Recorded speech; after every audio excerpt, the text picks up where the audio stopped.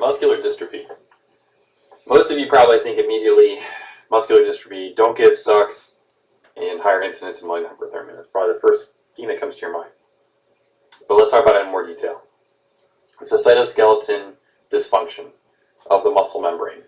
So the integrity is jeopardized by a lack or a dysfunction in one of the many proteins that make it up.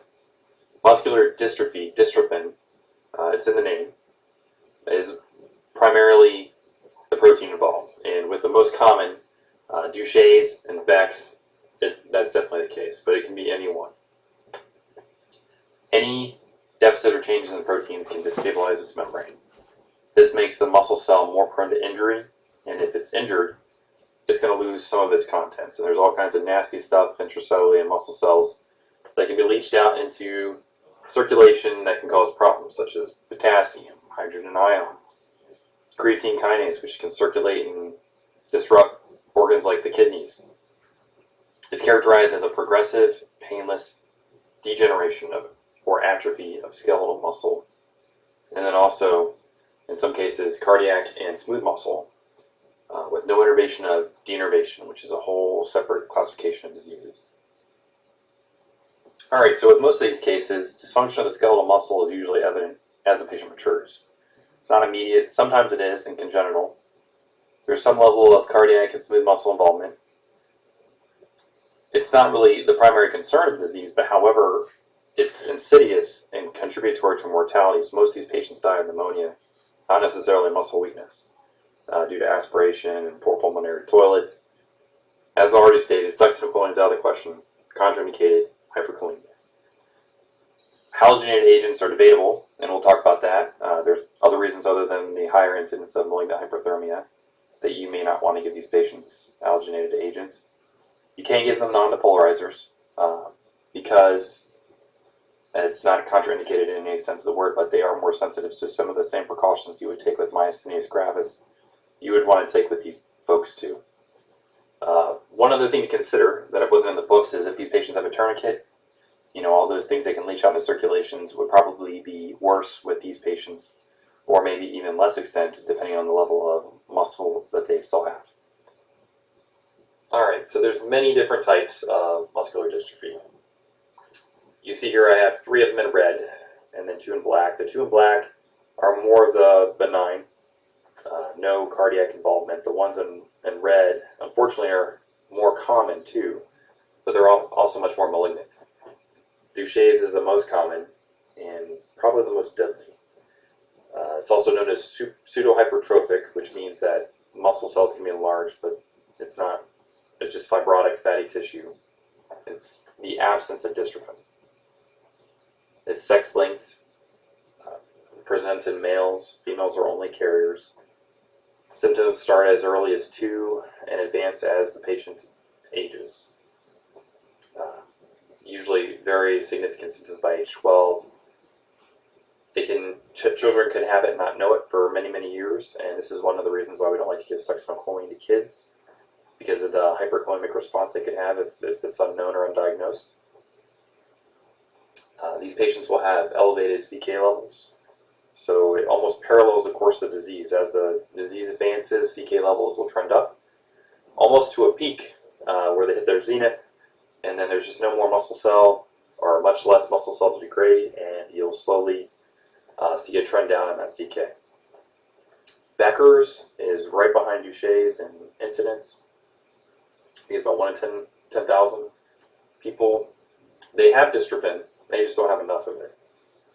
So it's more mild. However, they do have more cardiac involvement than Duchenne's, which presents earlier, so they'll end up with congestive heart failure prior to Duchenne's. Congenital, this is the one that you'll see and you'll pretty much know almost immediately. It'll be cued in. Patients are born with hypotonia, so they'll present on their APGAR scores, and it'll clue pediatricians in pretty early that this is what they have. And the problem with these kids is they just can't maintain their own airway. They have severe respiratory dysfunction. Limb girdle and fascioscapulohumeral should pretty much clue you into both of those where they present. Limb girdle is slow and progressive. It's insidious. Patients don't usually even know that they have it until the 5th decade of life.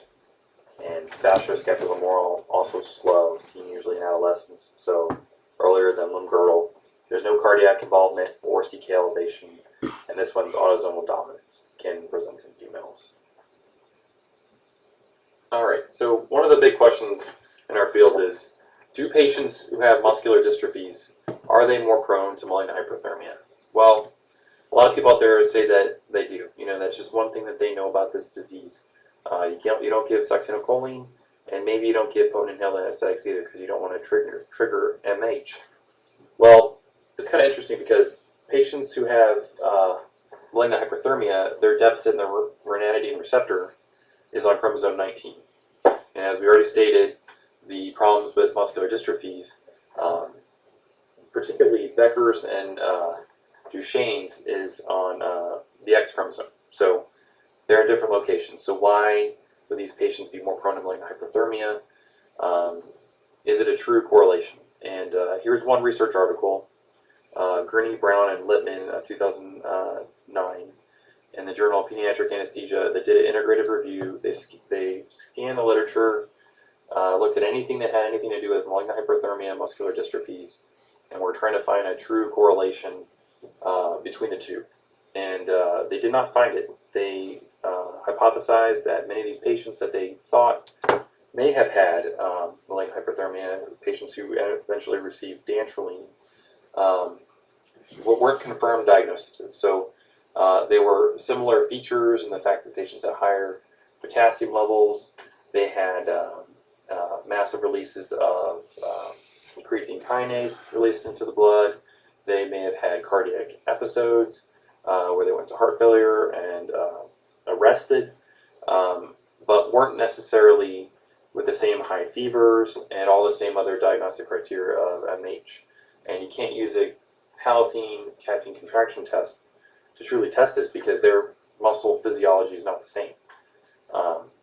So they did not find an increased risk for malignant hyperthermia as compared to the normal population in these patients. What they did find, concerningly, however, was that they were at an increased risk for rhabdo and hyperkalemia. So the potent inhaled anesthetics were still enough to destabilize their muscle membranes that led to sequelae of hyperkalemia and rhabdomyolysis that could be life-threatening. So either way, they may not be more prone to malignant hyperthermia. That may be a misconception out there, maybe not, but they are still at increased risk for negative outcomes related to this.